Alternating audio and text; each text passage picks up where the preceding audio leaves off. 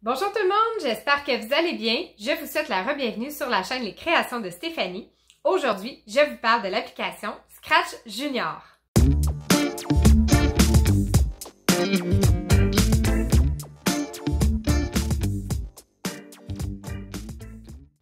Alors, l'application Scratch Junior, tout d'abord, c'est quoi? Eh bien, c'est une application qui permet aux jeunes enfants de découvrir la programmation. Donc, c'est une initiation à la programmation.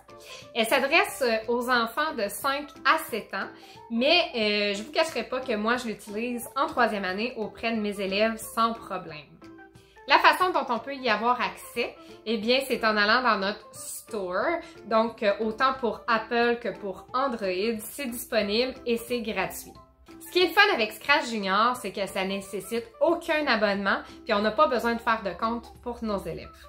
Étant donné que l'application Scratch Junior est une application très intuitive, j'hésite pas à donner une période libre à mes élèves pour l'explorer. Si vos élèves ont très peu ou voire pas du tout travaillé avec Scratch Junior, n'hésitez pas pour commencer avec des défis un petit peu plus simples. Mon centre de service scolaire nous offre une banque dans laquelle on peut piger pour faire des défis un petit peu plus simples qui existent déjà. Vérifiez du côté de votre centre de service scolaire d'un coup que ça existerait déjà tout fait.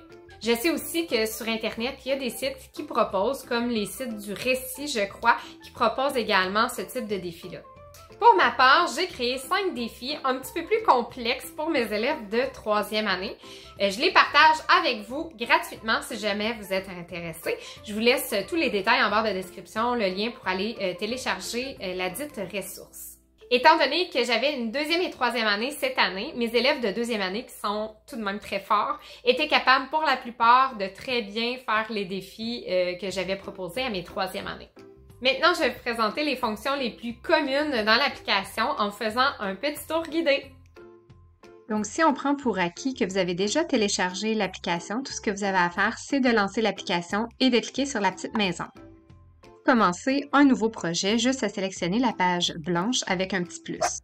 Dès votre entrée dans votre nouveau projet, on vous offre le chaton, mais vous pouvez le supprimer quand vous voulez. Explorons maintenant les boutons tout en haut. Le premier, c'est pour voir en pleine page.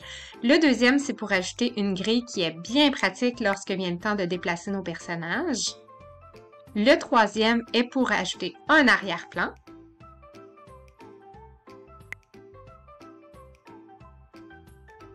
Le quatrième, avec les lettres A, B et C, sert à insérer du texte. Donc, vous pouvez, avec l'option à gauche, grossir ou rapetisser votre texte et avec l'option à votre droite, changer de couleur le texte.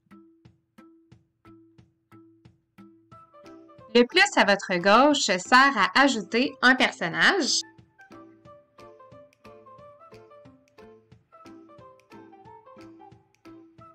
Bien que le choix des personnages soit plutôt limité, l'option avec le petit pinceau est très intéressante car on peut changer les couleurs de nos personnages.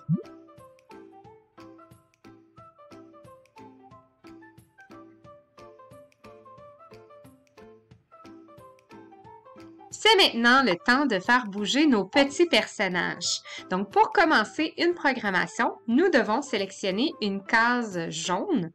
Puis, pour le faire bouger, nous devons sélectionner une case bleue. Les cases bleues servent à faire avancer, reculer, monter, descendre, tourner nos personnages. Il y a une petite case tout petite en dessous de la flèche qui nous indique un nombre. Eh bien, c'est le nombre de cases que notre animal ou notre personnage va avancer. Il existe aussi plusieurs autres options pour nos personnages. Donc, on peut les faire parler soit par écrit, ça apparaît un petit peu comme une bande dessinée comme je suis en train de faire. On peut aussi grossir et rapetisser nos personnages. On peut les faire disparaître et apparaître avec les cases mauves également. Les cases vertes servent à s'enregistrer, donc à les faire réellement parler avec notre voix. Les cases oranges servent à insérer d'autres tuiles entre elles. Et finalement, les cases rouges servent à terminer la programmation. Pour animer un autre personnage, il suffit de cliquer sur le personnage à votre gauche pour changer. Observez que pour le cochon, j'ai décidé de choisir comme tuile jaune une tuile qui fait en sorte que le cochon va commencer son parcours seulement lorsque je vais cliquer dessus.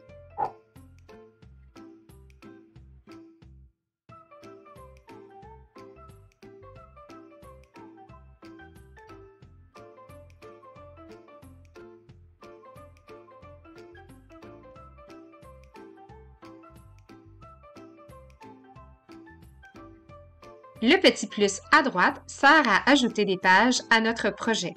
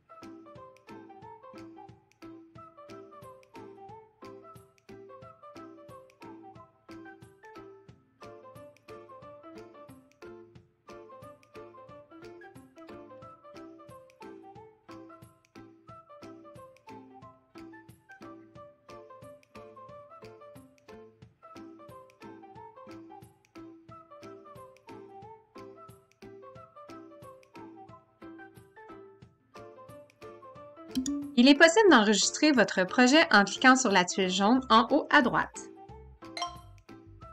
Donc voilà, c'est tout pour ma vidéo. Si jamais vous avez des questions ou des commentaires, n'hésitez pas à les laisser en commentaire, ça va me faire plaisir de vous répondre. De plus, si jamais vous recherchez des informations un petit peu plus poussées sur l'application, je vous invite à juste faire une recherche dans YouTube en lien avec Scratch Junior et vous allez trouver une foule de vidéos en français et en anglais. J'espère que la vidéo vous a plu. Si jamais c'est le cas, je vous invite à cliquer sur le pouce. Je vous invite également à vous abonner à ma chaîne pour ne manquer aucune vidéo. Sur ce, je vous dis à la prochaine. Bye bye!